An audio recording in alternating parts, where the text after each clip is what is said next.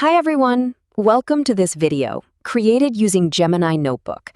I've gone through the AI-generated subtitles and updated the proper names to match the Bible.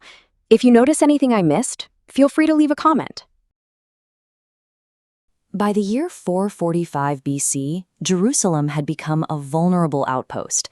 The city was severely depopulated, its defenses lay in ruins, and the families living among these earthen foundations were exposed to every hostile faction in the region.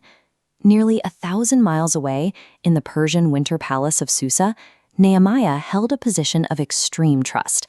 As the royal cupbearer to King Artaxerxes, he was personally responsible for tasting the king's wine to ensure it was not poisoned. This comfortable life at court ended when Nehemiah's brother arrived with a report from Judah. The news was bleak. The surviving Jews were in evil plight, and the city's walls and gates remained a blackened ruin of stone and ash. Nehemiah leveraged his daily proximity to the throne. He waited for a favorable moment to present his request, asking Artaxerxes for a leave of absence and a formal mandate to rebuild the city of his ancestors. The king granted him extraordinary authority. Along with letters of safe passage and a supply of royal timber, Nehemiah received a heavy military escort to ensure his safety while crossing hostile territories. Nehemiah returned to Jerusalem as an authorized imperial governor, stepping directly into a geopolitical powder keg. Upon arrival, Nehemiah waited 3 days before acting. Under the cover of darkness, he conducted a secret inspection of the perimeter. He moved through the rubble shown here, assessing the broken towers and gaps to understand the sheer scale of the ruins before revealing his plans. He realized that restoring these specific defenses would trigger an immediate backlash. Neighboring factions benefited from a defenseless Judah and would see a fortified Jerusalem as a direct threat to their control. Rebuilding the stone architecture was only the first challenge. To succeed, Nehemiah would have to defend the city on 2 completely different fronts. The first threat was external.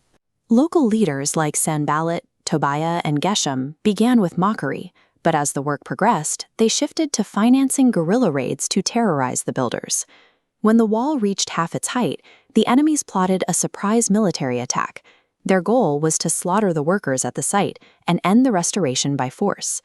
Nehemiah responded by turning the construction site into an armed camp. He provided weapons to the laborers and stationed guards at the unprotected sections of the wall. Workers labored with tools in one hand and weapons in the other, ready to drop a stone and draw a sword when the alarm sounded. To coordinate the defense, Nehemiah kept a trumpeter by his side to signal a rally point if the enemy attacked. He ordered every worker to sleep inside the city in full clothing, keeping their weapons within reach at all hours. When military force failed, his enemies tried assassination. Nehemiah dodged 5 separate attempts to lure him outside the walls for negotiations and ignored reports from hired prophets designed to scare him into hiding in the temple. Nehemiah successfully held the line against the armies outside the walls, but he soon discovered the city was struggling with a crisis from within. With workers pulled away from their farms, a severe food shortage hit the region. This allowed the wealthy elite to aggressively exploit their own people. Families were forced to mortgage their lands just to buy grain. As debts mounted, many were forced to sell their children into slavery to pay their creditors and the king's tribute. Nehemiah reacted with a public shaming of the elites, forcing them to take an oath to cancel all debts and restore the land. To set the example, he refused to collect the governor's salary or food allowance throughout his entire tenure. Beyond the economy, the culture itself was dissolving. Merchants were openly selling goods on the Sabbath, and widespread intermarriage was eroding the community's distinct identity. The crisis reached the point where children of these mixed marriages could no longer speak the Hebrew language, threatening the extinction of their cultural heritage. Nehemiah took direct action. He ordered the city gates locked, threatened to arrest foreign vendors, and banished the high priest's grandson for his alliance with the enemy governor, Sanballat. These reforms emphasized that physical walls are useless if the society they protect lacks economic justice and cultural boundaries.